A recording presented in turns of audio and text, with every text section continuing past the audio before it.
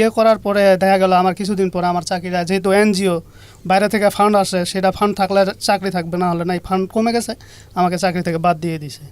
এইভাবে আমি চললাম কিছুদিন, ওর চাকরিটা থাকলো, আমার তো চাকরিটা নাই।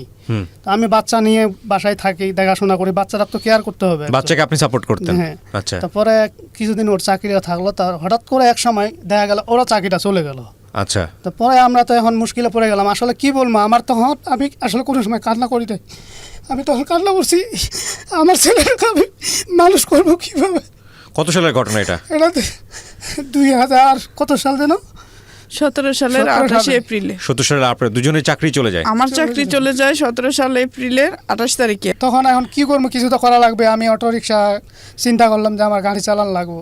তা এক সময় দেখা গেল গাড়ি চালাইতে চালাইতে আমি বসে থাকতে পারি না। এই যে আমি এখানে বসে রয়েছি, বাইরে বসেছিলাম, আমি টয়লেটে নিম্নে 2-3 বার গেছি। আমার কারণ বসে থাকলে আমার নিচ পেট ব্যথা করে, পিছন সাইড ব্যথা করে, অনেক সমস্যা হয় আমার। আচ্ছা, তা আসলে যার যার সমস্যাটা সে বুঝবে, অন্যজন বুঝবে না। তা আমি তখন চিন্তা করলাম যে আমি গাড়ি চালাবো, কিন্তু গাড়ি চালাবো কইয়া তো আমি তার গাড়ির মধ্যে কন্ট্রোল করতে পারতেছি না, নিজেকে থাকতে পারতেছি না, স্ট্রং হয়ে থাকতে হবে।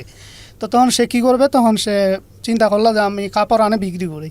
তখন ওই 3 পিস স্কুলে আইনা বিক্রি করা শুরু করলো।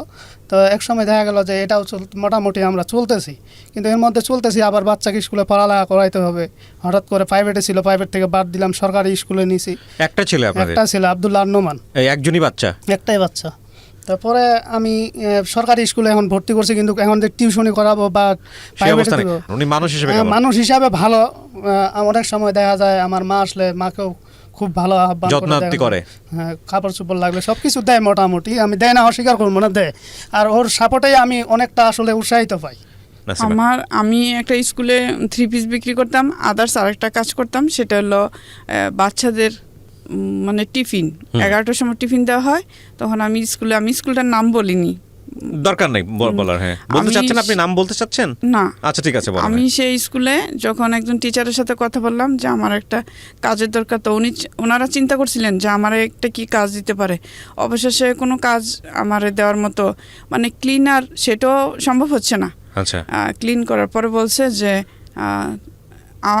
যখন ওরা বলছে যে এই মুহূর্তে কোনো কাজ নেই, যদি হাতে কোনো কাজ আসে তোমাকে বলবো, তখন আমি ওই যে ফাস্টফুডে বড় বড় সিঙ্গারা, সমোসা, ফাস্টফুড খাবারগুলো একটু বড় সিঙ্গারাগুলো, এগুলা হিসাবে কিনতাম, কিনে পার্সেল করে, বিরিয়ানির পার্সেল যেভাবে হয় এরকম করে স্কুলে বাচ্চাদেরকে দিতাম আর কি, যেন ওরা পরিষ্কার পরিচ্ছন্ন খাবারটা দেখলে যেন ওদের আগ্রহ বাড়ে নেয়।